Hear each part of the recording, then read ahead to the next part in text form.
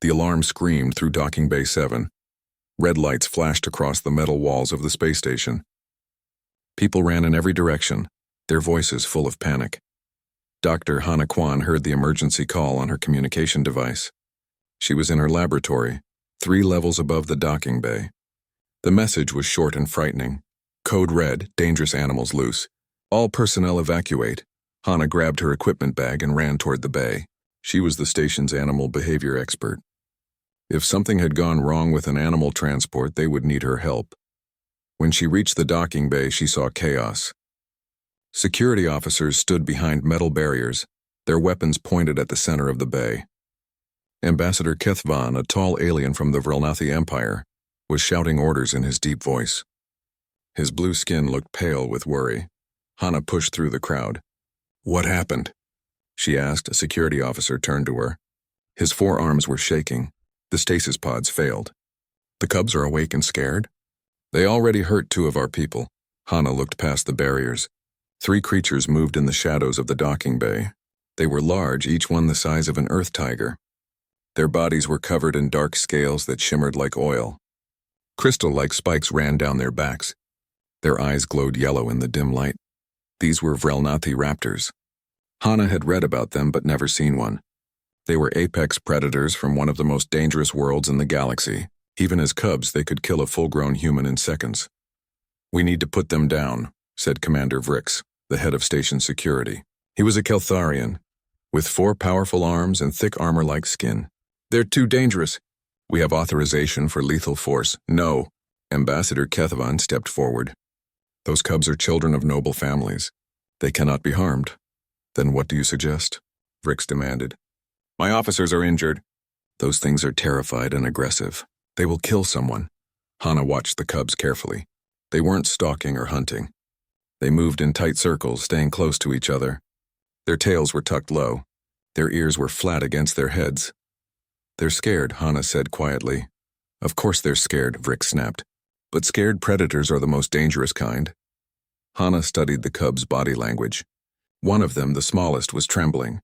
Another kept making a high-pitched sound, almost like a whimper. The third stood in front of the other 2, trying to protect them. "Let me try something," Hana said. "Absolutely not," Vrix said. "You'll be killed." "I'm the expert here," Hana said firmly. "Those cubs don't want to fight. They want to feel safe. Give me 5 minutes." Ambassador Kethvan looked at her with his large dark eyes. "Dr. Kwan, I appreciate your courage, but even on my world, only the most skilled handlers approach juvenile raptors. And they use sedatives and restraints." "I don't need sedatives," Hana said. She took off her jacket and handed it to the officer next to her. "I need everyone to lower their weapons and be quiet." "This is insane," Vrix muttered. But something in Hana's voice made him pause. He had worked with her for 2 years. She had helped with dozens of difficult animal situations. 5 minutes. But at the first sign of attack, we shoot." Hana nodded. She stepped around the barrier and walked slowly toward the cubs. The entire bay fell silent. Hundreds of people watched through the windows above. The only sound was Hana's boots on the metal floor. The cubs noticed her immediately. The largest one spun around and snarled. The sound was like metal scraping against stone. Its mouth opened, showing rows of crystalline teeth that could tear through armor. Hana kept walking. Her heart pounded in her chest, but she kept her breathing steady. She had learned long ago that animals could smell fear. She couldn't hide her fear completely, but she could control her body language. The second cub joined the first, snarling and hissing. Spit dripped from its jaws. Its claws scraped against the floor, leaving deep scratches in the metal. Behind the barriers, security officers tightened their grips on their weapons. Ambassador Kethvan closed his eyes, unable to watch. Hana stopped walking. She was now 10 feet from the cubs, close enough to see every detail of their faces, close enough to smell their breath, sharp and hot like burning metal. The cubs spread out, forming a line between Hana and the smallest one. They were protecting their weakest member. That told Hana everything she needed to know. These weren't mindless killers. They were a family. She made eye contact with the largest cub. Its yellow eyes were wild with fear and confusion. It snarled again, louder this time. The sound echoed through the bay. Hana took a deep breath. She lowered herself slowly and sat down on the cold floor. She crossed her legs and placed her hands in her lap. Then she spoke, her voice calm and firm. Enough. The single word cut through the tension like a knife. The cubs stopped snarling. They stared at her, confused. Hana didn't move. She didn't reach out or make any threatening gestures. She simply sat there, maintaining eye contact with the largest cub. She let several seconds pass in silence. The cub took a small step forward, then another. Its nose twitched, trying to understand this strange creature that wasn't running or attacking. Hana remained perfectly still. She breathed slowly and evenly. She thought about calm things, peaceful things. She remembered her grandmother's garden on Earth, the smell of flowers and earth. The largest cub came closer. It was now only 3 feet away. Hana could feel the heat radiating from its body. One swipe of those claws could end her life. The cub lowered its head and sniffed her. Its nose touched her knee. Hana still didn't move. Then slowly the cub lowered itself to the ground. It curled its body next to Hana's leg. A few seconds later, the second cub approached and did the same on her other side. Finally, the smallest one came forward, trembling, and pressed against her back. All 3 cubs surrounded Hana. Their snarling had stopped. Their bodies began to relax. The smallest one made a soft sound, almost like a purr. The docking bay was completely silent. No one could believe what they were seeing. Hana slowly raised one hand and placed it on the largest cub's head. The creature didn't flinch. Instead, it leaned into her touch. "It's okay," Hana whispered. "You're safe now." Commander Vrix lowered his weapon. His hands were shaking. "How did she do that?" Ambassador Kethavan stepped forward, his eyes wide with amazement. "I have lived for 200 years. I have never seen anything like this. Even our best handlers cannot calm frightened cubs without drugs or force." One of the other security officers was recording everything. "The whole galaxy is going to see this," he said quietly. Hana sat with the cubs for 20 minutes. She stroked their scales and spoke softly to them. Slowly, their fear melted away.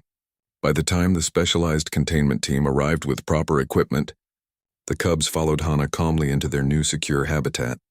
As Hana walked out of the bay, still covered in the cubs' saliva and the smell of their fear, she didn't realize that her life had just changed forever.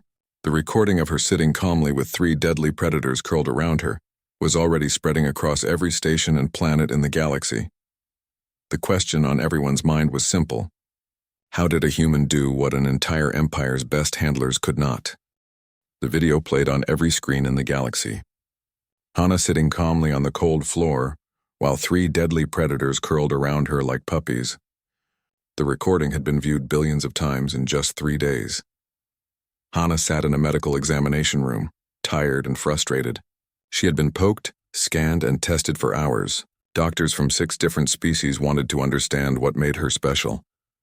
"There must be something," said Dr. Victorum, a Threnali scientist with too many arms and too many questions. "Some chemical in your body, some signal you're sending." "I'm just a regular human," Hana said for the 10th time. "I studied animal behavior in university. I worked with dangerous animals on Earth. I understand how they think." "But the raptors aren't Earth animals," Victorum said. "They evolved on a completely different world. How can you possibly understand them?" Hana didn't have a good answer to that question. The examination finally ended. Hana walked to the containment area where the cubs were being kept. She had visited them every day since the incident. The cubs always got excited when they saw her, pressing against the transparent walls of their habitat. Today, 2 other humans were waiting for her outside the containment area. Jiho Park was a neuroscientist from Seoul. Yuna Song was a cultural anthropologist from Busan. Both had arrived on the station 2 days ago as part of the research team, studying Hana's interaction with the cubs. "How are you feeling?" Yuna asked. "Like a lab rat," Hana said. "They can't find anything special about me. My brain scans are normal. My DNA is normal. I don't produce any unusual chemicals." "That's because there's nothing unusual to find," Jiho said. He pulled out his data pad and showed her his research. "I've been studying human evolution. Did you know that humans are one of the only species that's both a predator and prey?" Hana nodded. "I learned that in school." "But do you understand what that means?" Jiho continued. "Most species are either hunters or hunted. Humans are both. We hunted large animals, but we were also hunted by larger predators. This shaped how our brains work. I don't see how that helps with the cubs, Hana said.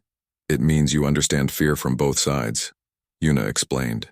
You know what it feels like to be scared. You know what it feels like to need protection? The cubs were terrified. You recognize that because humans have felt that same terror for thousands of years. Jiho added more information. Humans also evolved as pack animals. We formed tight family groups. We took care of our young for many years. We learned to communicate not just with words but with body language, tone of voice, and emotional signals. Other species do that too, Hana said. Not like humans, Yuna said. Humans have been domesticating animals for 40,000 years. We turned wolves into dogs. We made friends with wild cats. We tamed horses, birds, and even dangerous predators. No other species in the galaxy has this history. Hana thought about that. She had never considered her abilities to be special. On Earth, millions of people worked with animals. Farmers, veterinarians, zookeepers, wildlife experts. It was normal. The Galactic Council wants to understand this, Jiho said. They want to know if other humans have the same ability. Are they scared of us? Hana asked. Yuna nodded slowly. Some of them are. Humans are new to galactic society. We've only been part of the Council for 47 years. Most species don't understand us yet. When they see you control 3 deadly predators with just your voice, it frightens them. I didn't control them, Hana said firmly. I calmed them down. There's a difference. Can you show us? Jiho asked. The research team wants to see you interact with the cubs again. They want to record everything. Hana looked through the window at the cubs. They were playing with each other, wrestling and running. They looked healthy and happy now, so different from the terrified creatures in the docking bay. Okay, she said, but I need everyone to stay quiet. No sudden movements, no loud noises. The research team gathered in the observation area. There were 12 scientists from 8 different species, all watching intently. Security guards stood ready just in case. Hana entered the containment area through the airlock. The cubs noticed her immediately. All 3 stopped playing and ran toward her. They made happy chirping sounds, very different from the snarls she had heard 3 days ago. The largest cub reached her first. Hana had started calling him Ash in her mind. Because of his dark gray scales, Ash pressed his head against her chest, nearly knocking her over. He was already bigger than he had been 3 days ago. Easy, boy, Hana said, scratching behind his ears. The cub made a deep rumbling sound of pleasure. The second cub, Ember, circled around her legs. The smallest one, Spark, hung back shyly before finally coming forward for attention. Through the window, the scientists watched in amazement. Ambassador Kethavan stood with them, his face unreadable. Watch this, Hana said loudly enough for the microphones to pick up. She pointed to a spot on the floor. Ash, sit. The cub tilted his head, confused. Hana gently pushed his rear end down while repeating the command. Sit, Ash sat. Hana immediately praised him and gave him a treat from her pocket. A special food the Vrelnathi had provided. She did the same with Ember and Spark. Within 15 minutes, all 3 cubs understood the command. They sat when she asked, waiting patiently for their treats. This is impossible, Ambassador Kethvan said. It takes our handlers months to teach basic commands. And they use pain stimulation to reinforce behavior. She's using positive reinforcement, Jiho explained. Rewards instead of punishment. It's a common training method on Earth. It works with dogs, Yuna added. And apparently with raptors too. Hana spent an hour with the cubs, teaching them simple commands and playing with them. The cubs followed her around like devoted pets. When she sat down, they all curled up around her just like in the docking bay. After the session ended, Ambassador Kethvan asked to speak with Hana privately. They went to a quiet conference room. Dr. Kwan, he began, his voice serious. I have a request from my government. It is highly unusual, and I will understand if you refuse. What is it? Hana asked. The cubs have bonded to you. This is obvious to everyone. On my world, when raptor cubs experience trauma, they often become unstable as adults. They can be dangerous even to handlers they've known for years. I understand, Hana said. These 3 cubs come from important families. Their survival and mental health matter greatly to our empire. Kethvan paused. Would you be willing to come to Vrelnath? To help rehabilitate them? You are the only being they truly trust. Anna was quiet for a long moment. Going to Vrelnath would mean leaving the station, leaving her research, and traveling to one of the most dangerous worlds in known space. But when she thought about the cubs, About Ash and Ember and Spark, she knew her answer. Yes, she said. I'll go. Kethavan bowed deeply, a sign of great respect in Vrelnathi culture. You honor my people, Dr. Kwan. I will make the arrangements. 2 weeks later, Hana stood in the docking bay where everything had started. This time she wasn't alone. Minho Choi, a human security specialist, would accompany her. So would Sora Lim, a medical officer. 2 Vrelnathi handlers, Tesh and Velcor, would also join them.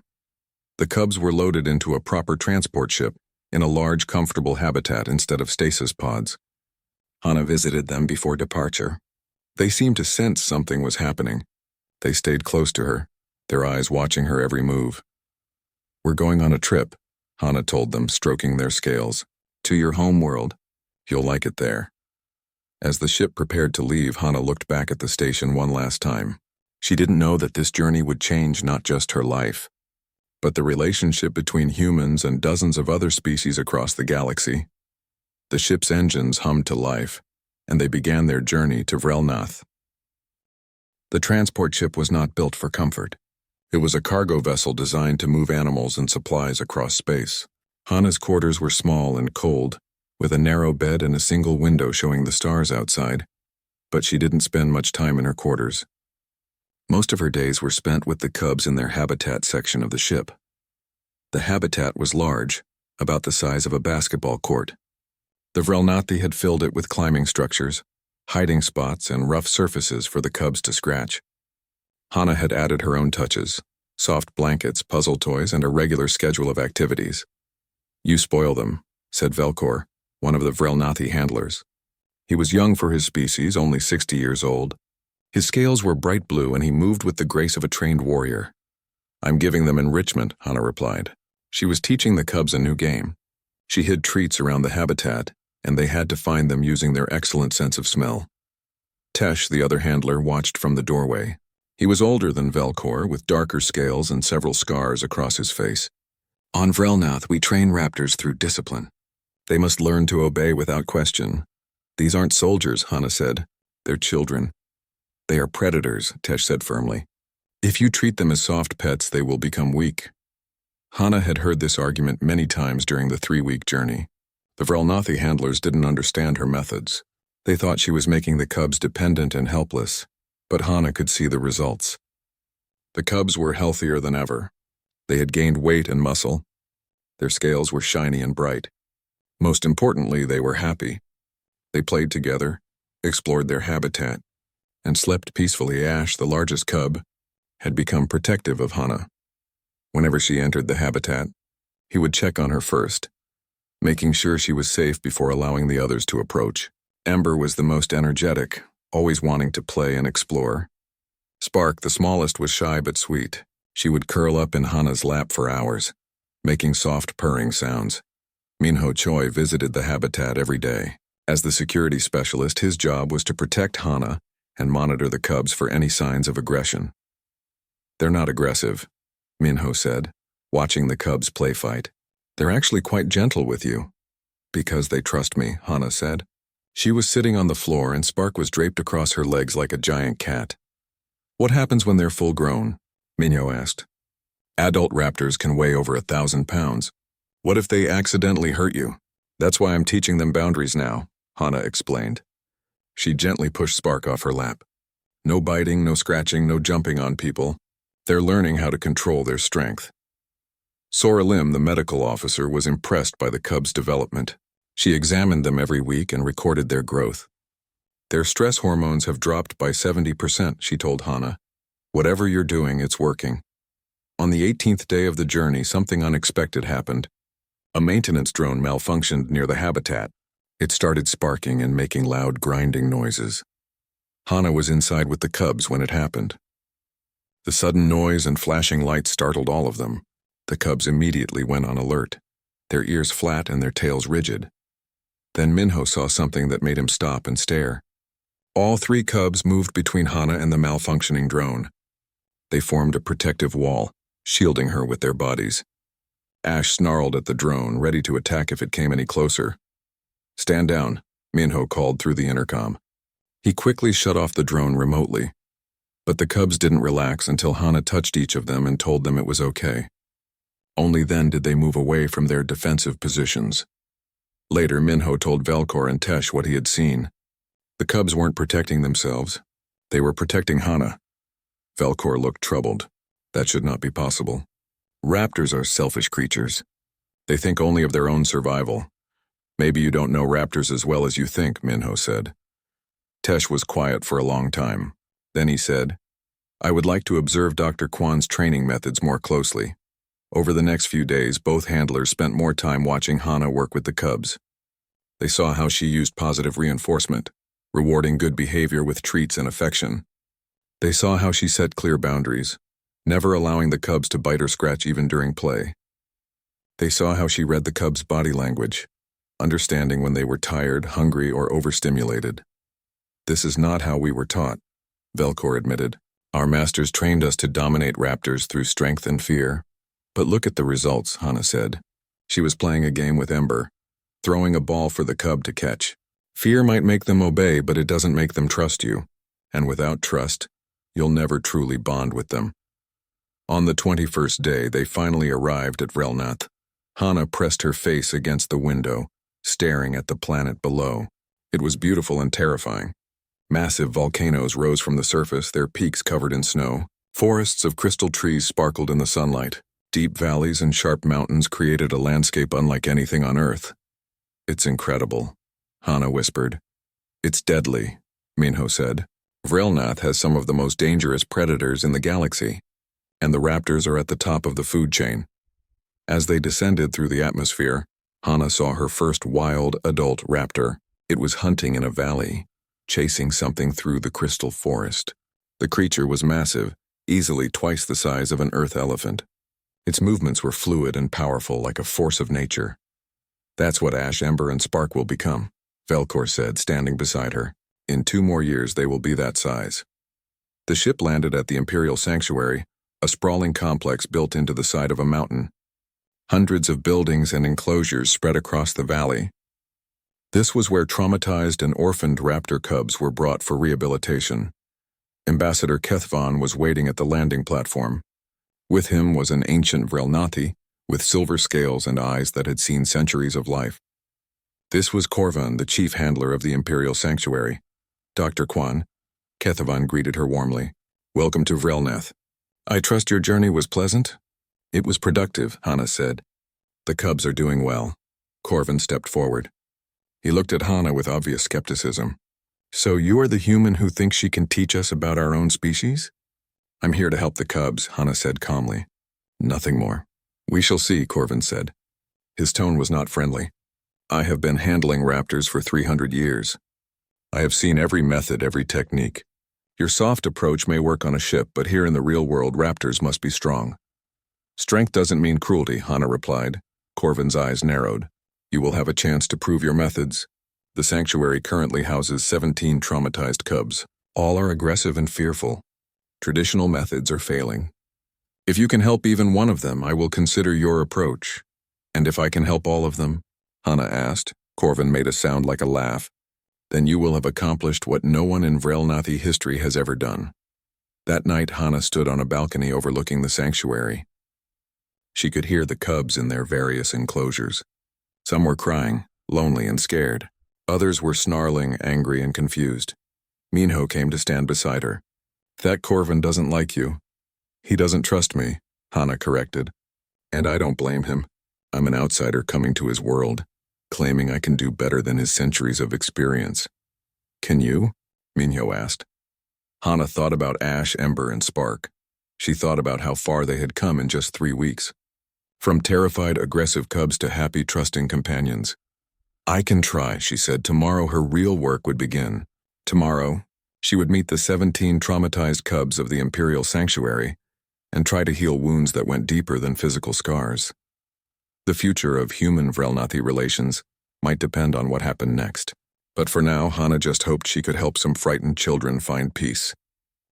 The morning sun rose over the Imperial Sanctuary, turning the crystal forest into rainbows of light. Hana woke early and went to meet the 17 cubs she would be working with. Korvan led her through the sanctuary grounds. Each cub was kept in a separate enclosure, isolated from the others. The enclosures were bare and cold with only basic necessities. No toys, no comfort items, no enrichment. This is how it has always been done, Corvin explained. Isolation prevents fighting. Discipline prevents weakness. Hana said nothing, but her heart ached. These cubs weren't being rehabilitated. They were being imprisoned. The first cub she met was a small female with a scarred face. According to her file, she had been rescued from illegal traders who had kept her in a cage too small for her body. She cowered in the corner of her enclosure, shaking. Her name is Twilight, Corvin said. She has not eaten properly in weeks. She attacks anyone who enters her space. Hana studied the cub carefully. Twilight was malnourished and terrified. Her scales were dull and her eyes were empty of hope. Let me try something, Hana said. You will be hurt, Corvin warned. Then Minho will pull me out, Hana replied. The security specialist stood ready by the door. Hana entered the enclosure slowly. Twilight immediately pressed herself against the far wall, snarling. But Hana recognized the sound. It wasn't aggression, it was fear. Hana sat down on the floor, just as she had done in the docking bay. She didn't look directly at Twilight. Instead, she looked at the wall, making herself non-threatening. It's okay, Hana said softly. Nobody's going to hurt you. She sat there for an hour. Corvin and the other handlers watched through the window, shaking their heads. They thought she was wasting time, but slowly, very slowly, Twilight's snarling stopped. The cub watched Hana with cautious curiosity. Why wasn't this creature attacking? Why wasn't it trying to dominate her? After another 30 minutes, Twilight took a small step forward. Then another. Finally, she came close enough to sniff Hana's hand. Hana still didn't move. She let Twilight investigate at her own pace. The cub sniffed her clothes, her hair, her face. Then, in a moment that made everyone watching hold their breath, Twilight lowered her head and gently touched Hana's shoulder. Hana slowly raised her hand and stroked Twilight's scarred face. The cub made a soft sound, something between a whimper and a purr. By the end of the session, Twilight was sitting beside Hana, accepting gentle touches and soft words. It was the first time the cub had allowed anyone to approach her in months. Corvin was speechless. Over the next 2 weeks, Hana worked with each of the 17 cubs individually. She spent hours sitting with them, earning their trust bit by bit. Sora examined each cub and provided medical care for their various injuries. Some had been abused. Others had been orphaned by territorial wars. All carried deep emotional wounds. Hana introduced new protocols. She gave each cub soft bedding, toys, and regular enrichment activities. She created feeding schedules that rewarded calm behavior. Most importantly, she gave them time and patience. Tesh and Velcor began helping her. They were amazed by how quickly the cubs responded to positive reinforcement. Cubs that had been labeled aggressive and untrainable were now learning commands, playing with toys, and showing affection to their handlers. I was wrong, Tesh admitted one evening. He had just finished a training session with a large male cub who had previously attacked any Vrelnathi who came near. Your methods work better than anything I learned in 3 decades of training, Velcor agreed. These cubs are not weak. They are happier, healthier, and more obedient than cubs trained the old way. But Corvin remained skeptical. You have made progress with individual cubs, he said. But what about socialization? Raptors must learn to interact with their own kind. You keep suggesting we let them spend time together, but that will lead to fighting. Not if it's done correctly, Hana said. On Earth, we rehabilitate traumatized animals by slowly introducing them to others. It teaches them social skills and reduces isolation stress. It is too dangerous, Corvin insisted, but Hana was determined to prove him wrong. She started with her 3 cubs, Ash, Ember, and Spark. They were well-adjusted and calm. She brought Twilight to their enclosure, watching carefully for any signs of aggression. The handlers gathered to watch, certain there would be violence. But Hana had prepared for this. She had the cubs practice calm behavior around each other's scents for days before the actual meeting. When Twilight entered the enclosure, Ash approached her slowly. The handlers tensed, ready to intervene, but Ash simply sniffed Twilight gently and then began to play bow, inviting her to play. Twilight was confused at first. She had never played with other cubs before, but Ember joined in, and soon all 4 cubs were engaged in gentle play wrestling.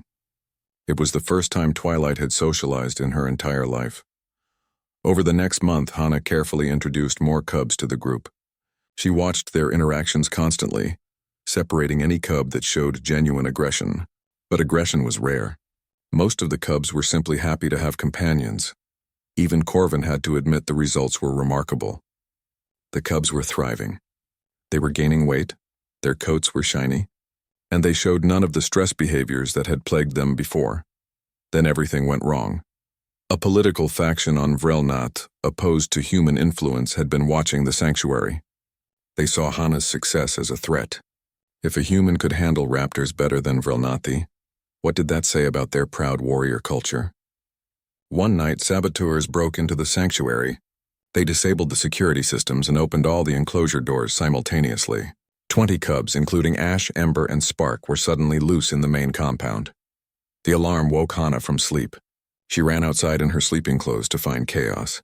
The cubs were panicking, snarling at each other and at the handlers trying to contain them. Some were fighting. Others were trying to escape. All were terrified. Armed guards surrounded the compound. Their weapons were raised, ready to fire. "We have to put them down," said the head guard. "We cannot risk them escaping into the city. No." Hana shouted. "Give me a chance." "Dr. Kwan, it's too dangerous," Minho said.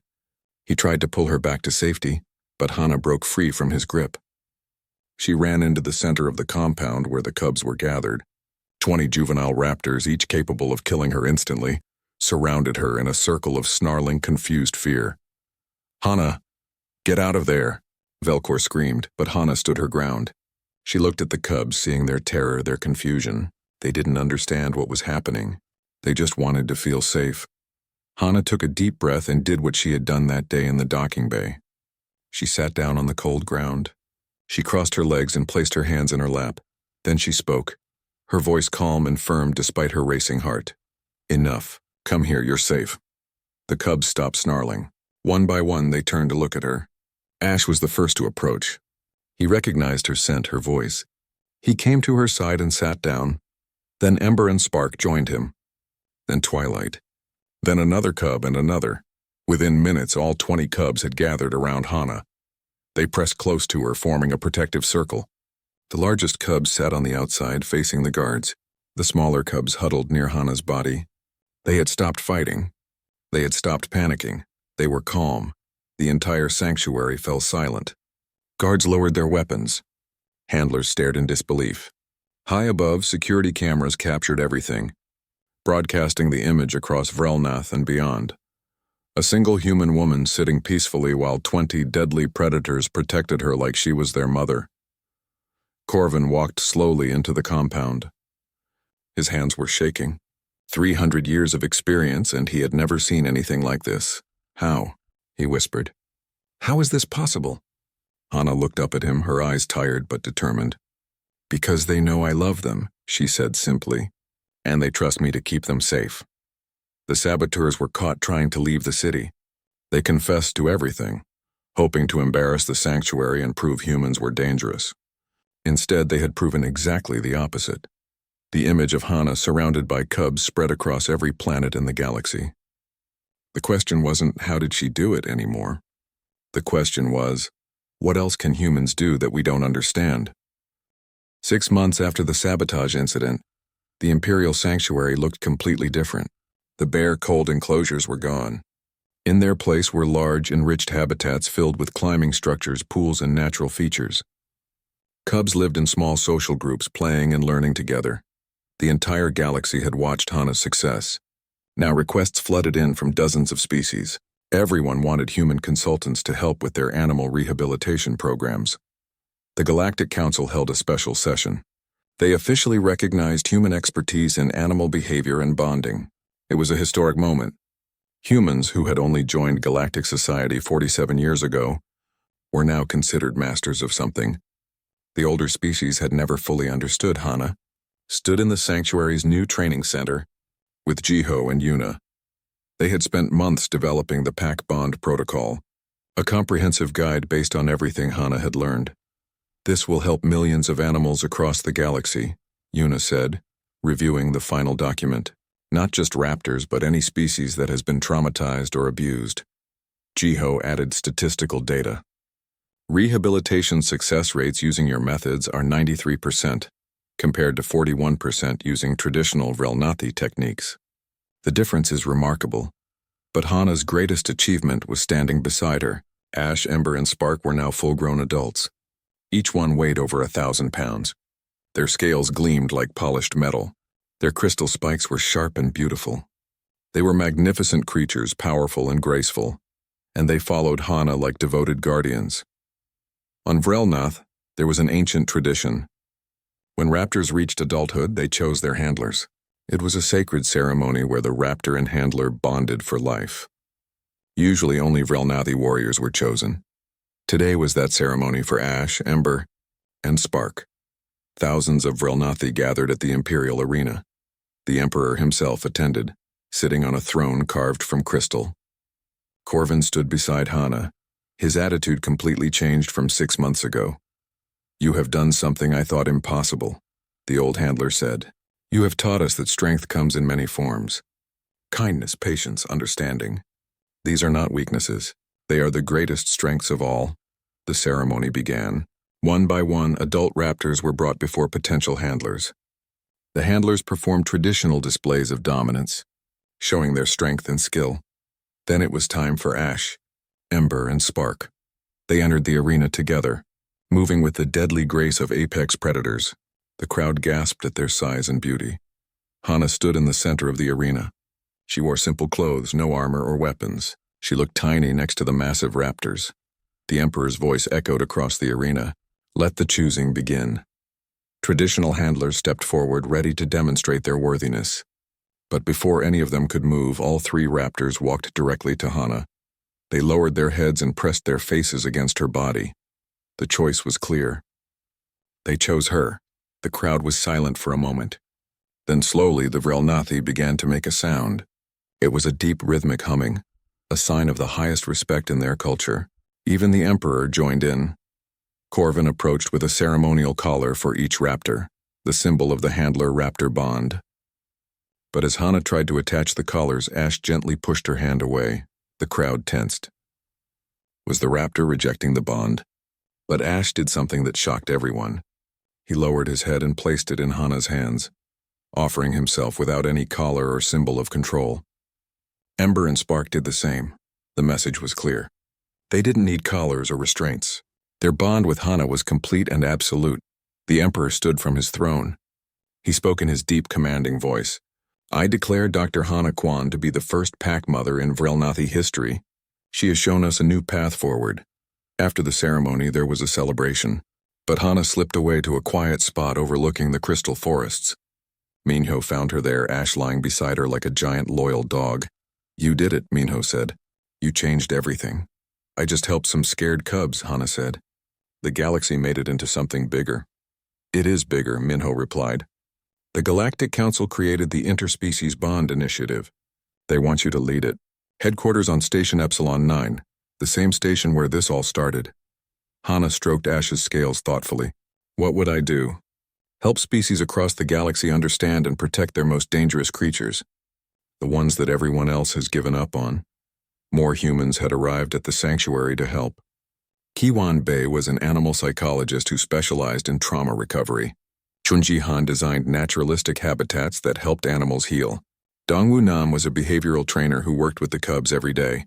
Together, they were transforming how the galaxy thought about animal care and rehabilitation. Sora came running up to them, excited.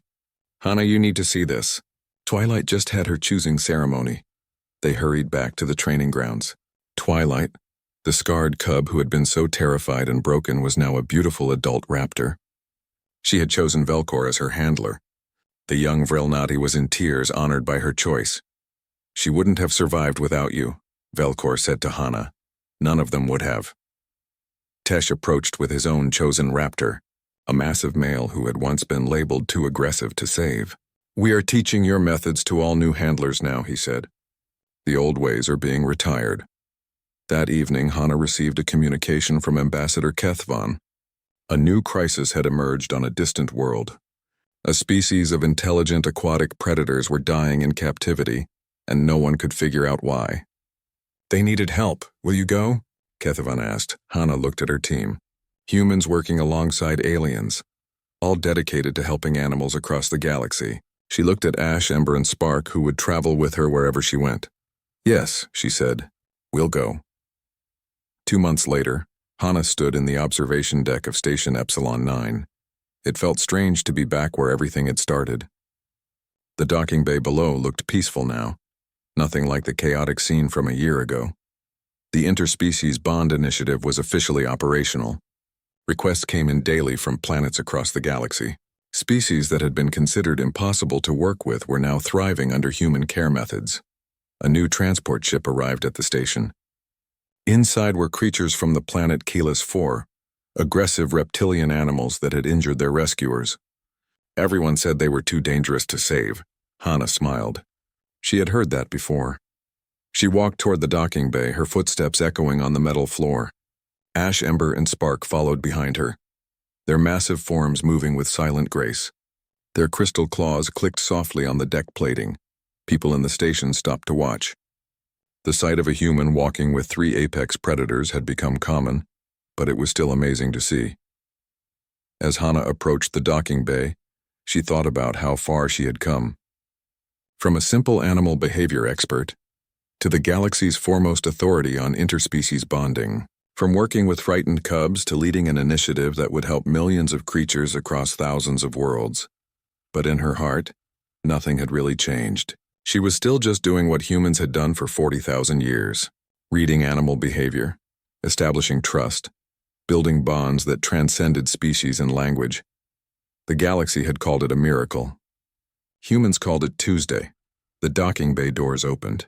Inside, the Keyless 4 creatures were snarling and thrashing in their containment units. Security guards stood ready, weapons drawn. Hana looked at the frightened creatures and saw what everyone else missed. They weren't aggressive. They were terrified. She took a deep breath and walked forward. Ash moved to her right, Ember to her left, Spark slightly behind. Her pack, her family, her guardians. "Let me try something," Hana said. The guards looked at her like she was crazy. They had seen the footage of what happened with the raptor cubs, but this was different. These creatures were completely alien, nothing like any Earth animal. But Hana had learned something important over the past year. Fear was universal. Trust was universal. Love was universal. It didn't matter if you had scales, fur, feathers, or skin. The need for safety and connection existed in every living being. She approached the first containment unit. The creature inside screamed and threw itself against the walls. Hana did what she always did. She sat down. She made herself non-threatening. She spoke softly. "It's okay. Nobody's going to hurt you. You're safe now." Behind her, Minho watched with a mixture of pride and worry. "She's going to give me a heart attack one of these days." Yuna laughed. "That's why we love her. She sees the scared child in every monster." Slowly, the creature in the containment unit stopped thrashing. It watched Hana with cautious eyes. Hana smiled. This was going to work. It always worked. Because at the end of the day, every creature in the universe wanted the same thing. To feel safe. To be understood. To know that someone cared. As the sun set over Station Epsilon 9, casting long shadows through the docking bay, Hana Kwan began her work once again. The predator cubs from Vrelnath curled up beside her boots, patient and protective, and somewhere in the galaxy, another impossible case was being prepared for the human who could do the impossible. The woman who spoke the universal language that every creature understood. Compassion.